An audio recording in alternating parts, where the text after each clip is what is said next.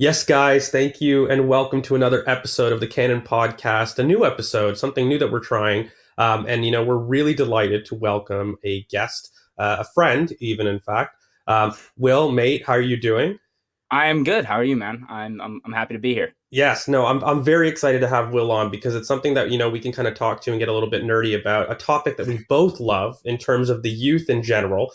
Firstly, let the people know where they can find you on Twitter, your content as well, and kind of just a brief description about what got you interested into the youth. For sure. If you don't already follow me, I'm HALE Productions on Twitter and on TikTok. You can find my podcast and vodcast on YouTube and Spotify platforms, anywhere you get audio.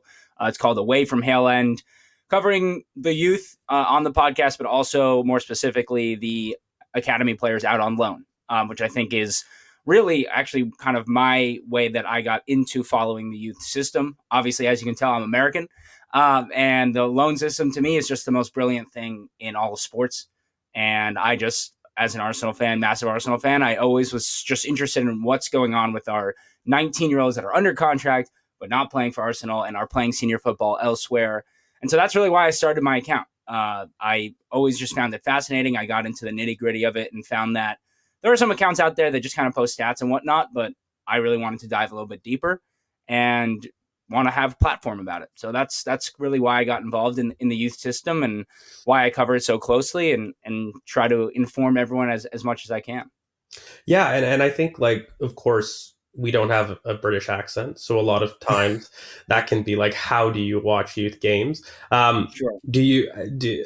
I mean, as one aspect, do you use kind of some scouting sources? Do you do what I do? Sometimes sign up for free on some of these websites that offer youth, because a lot of people don't know youth games are streamed for free from a lot of teams, and as long Yeah. as you sign up, you Almost can totally get I in. would say like 70% of the under 21 games are streamed. You can find like FA Youth Cup games. You can find when we're playing in the EFL Cup games, like when we're playing other senior sides. I mean, most of the games you can Hmm. find a lot of full match replays.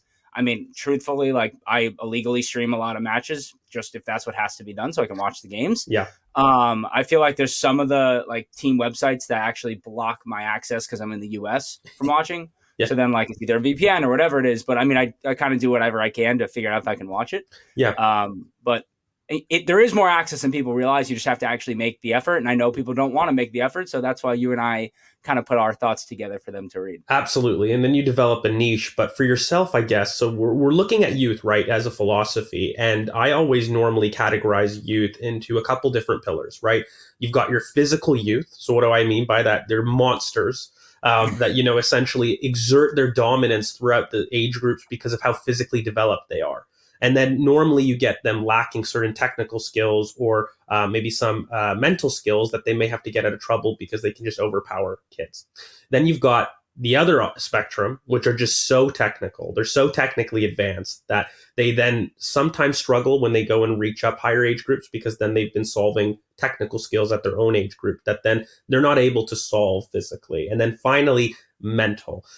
These are the type of kids that, for me, have been studs of the youth system. Reese Nelson, for an example, who have come in, the star, have dominated physically, technically, and then they go to the first team and they don't quite push on. For yourself, how do you make the distinguishing between all the differences of youth, and do you kind of look at youth in a similar way where you have them in categories of talent? Because we know youth isn't linear and it's very unique. Definitely. I think obviously the physical is the one that stands out first, right? Like if you're Yeah, watching Cheeto Obi, yeah. it's clear that he's a foot taller than everyone else. Hmm. If you're watching 3 or 4 years ago, if you were watching Brooke Norton Cuffey, like there was a feeling that this level, no matter how old he's going to be, this level doesn't make sense for him because he's just going to run by you. And if he's not running by you, he's going to push by you. Hmm. So it, there's a lot of the physical. That's the first thing that I see. And if you have those physical traits, that's great.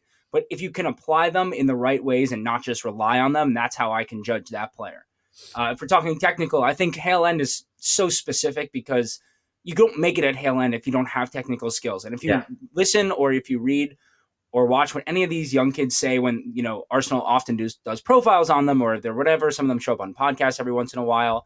They say that. Like my first week at Hale End, I could not believe the technical level of everybody else. I felt like I was drowning. And honestly, I think that makes it really hard to judge players at Hale End often. Like if you think of a Ben Cotterill, who is so technically sound, but he didn't really have that many other things going for him. Obviously, injuries got in the way. So I Mhm. think technical when it comes to Hale End is one that it's a little bit harder to judge because you can see it. So then you have to go into a little bit more of like the very specific, like how is their ball manipulation? What's their passing range like?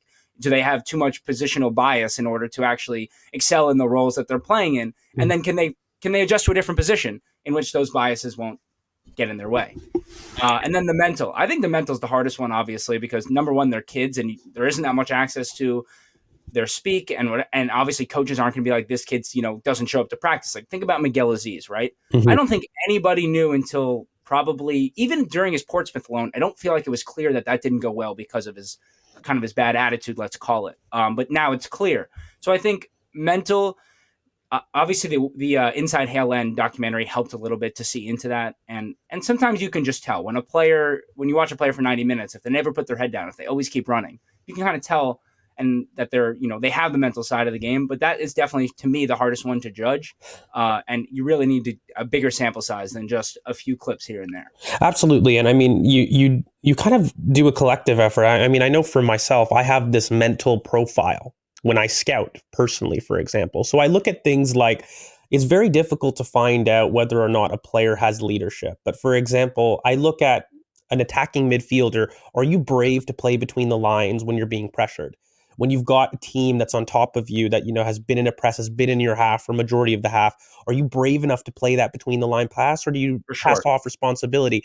That's a mental question, for example. A hundred keeper, percent, are they able to stand tall in a set piece situation when people are maybe being physical with him? That's a mental calculus. There's ways that you can maybe infer maybe traits, for example, but also at the same time, we also recognize that Miles Lewis Skelly, as a mental profile, very different to Ethan Winery. You can see it in the yes, manner in terms of how they kind of their personality traits, but that translates on the pitch as well. Like I would argue, we'll get into all the details, but a Miles Lewis Skelly is brazen. He's somebody that makes you jump off the page, and he does it with his play style. He forces play. Ethan himself, he does it in a different way. He achieves the same aspect, but I would almost argue he's got a little bit more methodical nature to his play. You can definitely see that he's able to kind of think about the game more as a whole, as opposed to maybe moments. And so for sure. when you talk about that and you talk about the difference between players, do you find that there's one player or player type that succeeds more at a specific club? So, for example, do Cobbin basically produce defenders in very simple terms, and we produce attackers? Or do you feel as though the philosophy of maybe our youth system is just different from those of Man City, who are also a brilliant youth team, West Ham, Derby, for example, just some lesser known ones that we know are brilliant in their own right? For sure. I think it's an interesting one because I actually do think Arsenal has been trying to tackle this over the last 5 or 10 years. Like if you Yeah. look at our scouting in the last 5 or 10 years, it has completely shifted. The Yes. likes of a Ben Cotterill or a Matt Smith, who are kind of this smaller, maybe not less athletic, may not be the direct way of saying it, but not necessarily jump off the page with their physical traits, Yeah. but more our tidy midfielders. That was kind of the prototypical Hale End talent. That's what our scouts were clearly looking for. If you look in the last 10 years, and we haven't really seen a defender break through, but we have started to at least develop defenders who are making it at the senior level, whether it's somewhere else or with us. Hmm. So, I mean, kind of to answer your question, I don't know. Like, I think people, when they see Miles Lewis Skelly versus Ethan Winery, like, if you remember, like, kind of 6, 8 months ago, everyone's like, oh, and Winery's not giving people high fives. Like, he's definitely leaving. Like, as you said, that's just his mentality. Like, you can even see it when they were on the bench for that Champions League match at home. Like, Yeah. Lewis Kelly's in Winery's ear the entire time. He's chatting him up. He's excited. He's boisterous. Hmm. And Wineri is kind of, I think, sitting there taking in the game, learning while Hmm. he's sitting there. Like it's not a matter of not being excited. It's a matter of that's who he is and that's his play style, as you said. And I don't know that either one is better than the other.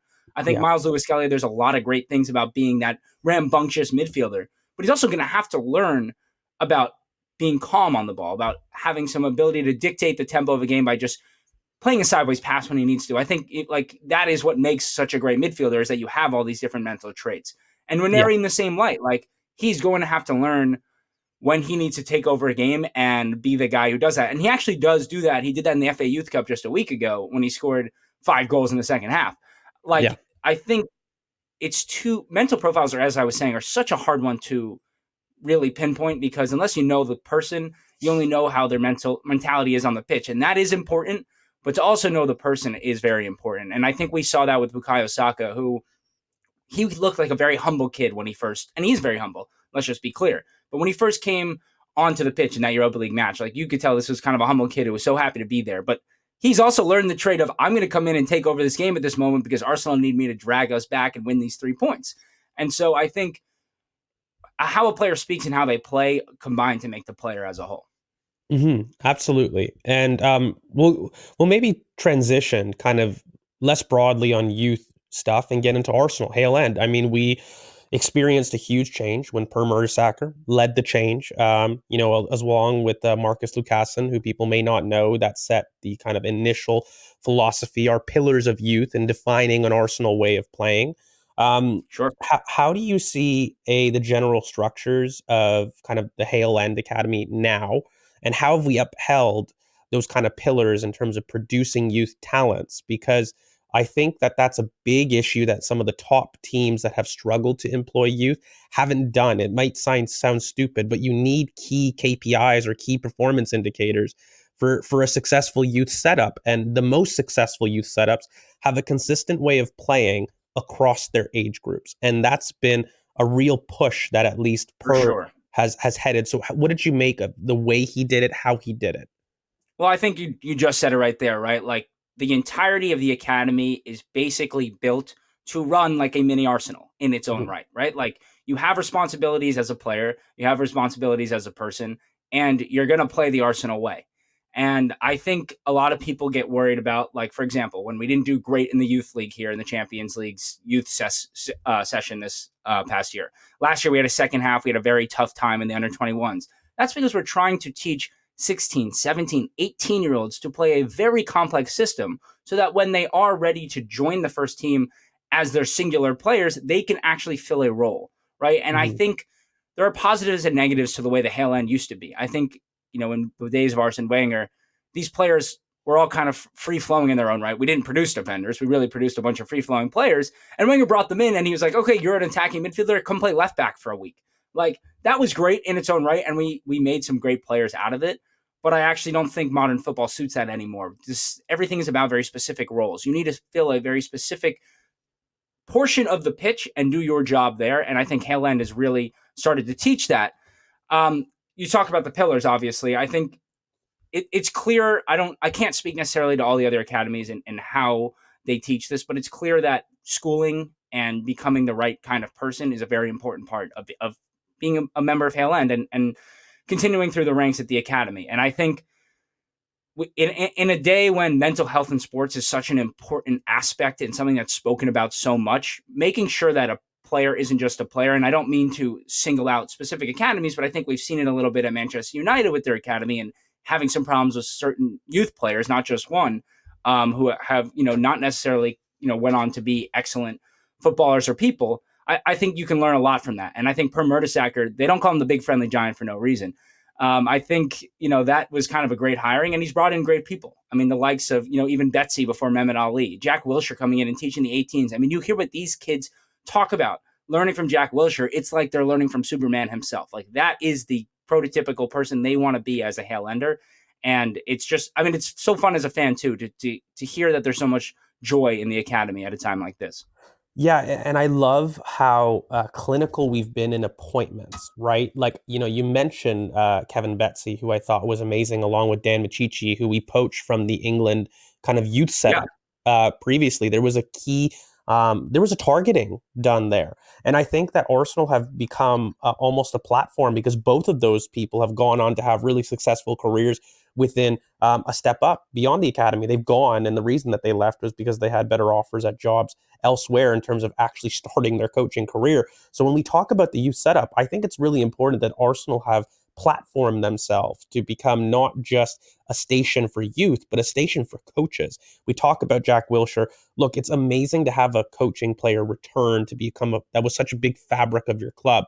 But that shouldn't be the only reason, and it's not. Like, what I love is that we've kind of blended the fact that he's just a brilliant player that has done great for us, but he's also a brilliant coach. And that has Yep. been the structure of it, where Per isn't sentimental in the fact about just recruiting past Of players course because not. you're a past player. There's been a very specific targeting, I feel, about the coaching setup. But I wanted to ask you in general, is there maybe a lesser known figure in the background that you highlight, not just Per, not just Mehmet Ali and Jack Wilshere, but is there another figure that you felt has been really important to developing this youth system that in the last 3 or 4 years has really seemed to exploded? Yeah, I would go with Adam Birchall. He's also a former Hellender. He has coached like nearly, I think, every level from like under 9 to now he's the under 17s coach. He's kind of grown up himself as a coach with these players in a way. And I think he's one of those guys who, like, you don't necessarily hear that much about, but if you really get into the very small details of a lot of the interviews and these player profiles, they kind of all, his name keeps popping up. And to me, that's not a coincidence. That means he's having an effect on these young kids, and he's teaching them not just how to be a better player, but how to fit better in at Arsenal and how to potentially help the club, whether that's being a successful senior footballer here or elsewhere. It's another one where it's like, when you've had the experience in this specific academy, and again, I don't think it's a sentimental thing. I mean, Per Mertesacker could bring back hundreds of people who are Hale Enders, but I think there is a little bit of an extra something when it's a former player who has been in the academy. And I think it translates to the first team, right? Like, Arteta, we all want Arteta to succeed just because he's the Arsenal manager, but also the fact that we used to watch him play for the club does mean something extra. And I think the Mhm. same thing goes with coaching. And Adam Purjol, again, like, there isn't necessarily tons to know about him other than the fact that everybody speaks very highly of him. And he's really been a part of a lot of these kids' development as footballers for a very long time. And I think he will continue to be. He still works closely with Jack and the under 18s. I know he still works closely with Mehmet Ali as well. So he's a name that I think you'll see probably rise up the ranks at Hale End, or find a better coaching job at another academy, maybe at a higher level. Absolutely. And I think for me, the biggest one that I'll highlight is I'll come from a talent ID standpoint. So Sure. Lee Heron is incredibly important in terms of his previous position as head of academy football to kind of take up the operation. And now Steve Brown is kind of his lead talent coordinator. You talked about the type of player that we're looking to recruit in terms of Hale End. And we've mentioned the 4 pillars, but I just want to do them for completeness. Per kind of outlines Sure. being an effective team player, an efficient mover, a lifelong learner, and a championship mentality. And so that mental profile is something that's hugely important to the Arsenal setup as a whole.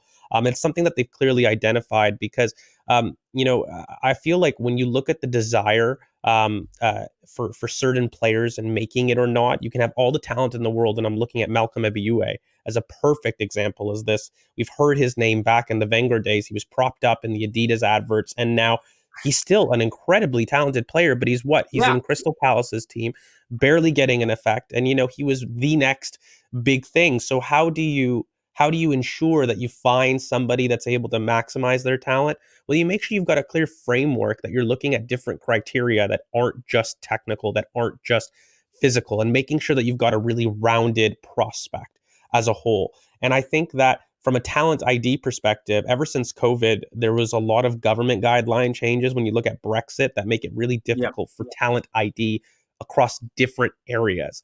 And so, in terms of development and in terms of understanding the grassroots system up until the academy setting, we really found a niche, I feel, in the domestic market. And we really Yeah. tried to maximize that, A not just hundred in our percent. ID. How do you feel that's played an impact on Hale End as a whole? Thanks for checking out the Cannon Podcast. To hear the full episode, sign up as a YouTube member on this channel or go to patreon.com/thecannonpod.